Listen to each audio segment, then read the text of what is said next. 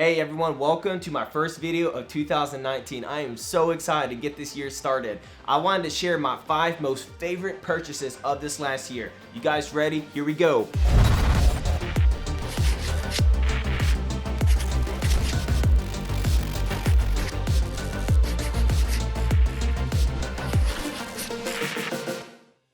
Alright, so starting with my favorite purchases of this last year and working my way down, that top spot has to go to none other than my custom built PC. I know this is fairly new, but I have to be honest guys, I am so excited to have this thing, to finally have a computer that's powerful enough to edit my 4K video with LUTs, tons of other effects applied, as well as After Effects compositions in real time. This thing is an absolute beast and it is going to enhance my ability to create and get stuff pushed out to you all faster.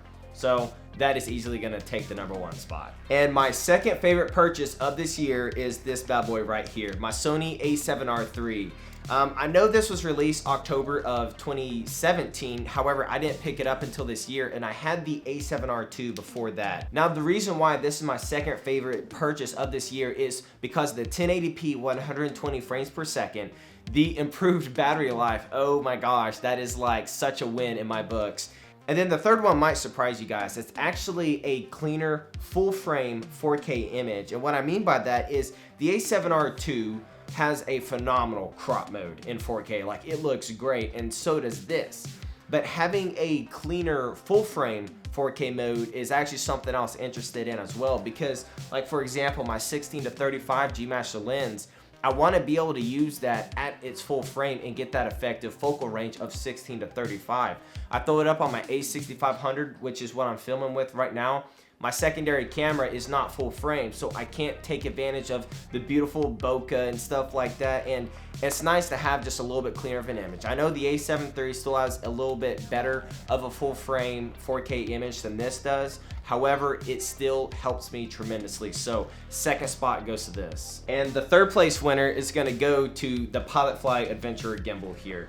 This thing has tremendously increased my creative ability, and what I mean by that is now having the ability to get smooth shots that I wouldn't typically have been able to do with a static tripod or a handheld. This gimbal was absolutely phenomenal to travel with, you know, just throw it in the laptop compartment of my backpack, and I mean, just look how small and lightweight that thing is. I mean, it is not a very big gimbal at all, and it's got a pretty beefy payload as well as feature set built into it. So third place, hands down, goes to the Pilotfly Adventure, and shout out to Pilotfly for helping me out this past year and, you know, making sure my gimbal's up to date and doing the new firmware. And Marcus, thank you so much for helping me build the profiles specifically for my needs. So thumbs up to Pilotfly. All right, and my fourth favorite purchase of this last year goes to the GoPro Hero 7 Black Edition. Guys, it's been a long time since I've been excited to actually have a GoPro in my bag. You see, in some way or another, I've been affiliated with GoPro since about 2010, and I've owned majority of the cameras that they've released since I've been a part of them. And guys, honestly, there has not been a tremendous upgrade since the GoPro Hero 4 until this bad boy was released. I remember thinking when this came out, I was like, oh my gosh, that electronic stabilization, there's no way it's that good. And then of course, I get my hands on it and it's just phenomenal. So not just the electronic stabilization, but also the frame rates of, you know, 4K 60 frames per second, having the live stream built in, and just overall just a more functional camera and easier on the go. This camera is definitely a must-have in your bag if you're a travel enthusiast. The only thing, and I mean like really probably the only thing I absolutely hate about this camera is the fact that there's no mic jack.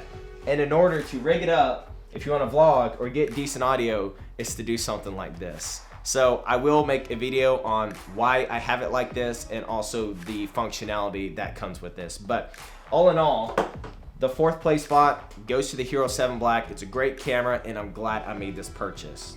All right, and for my fifth and final spot on my favorite purchase list of this last year goes to the Sony FE 16-35 f2.8 G Master lens.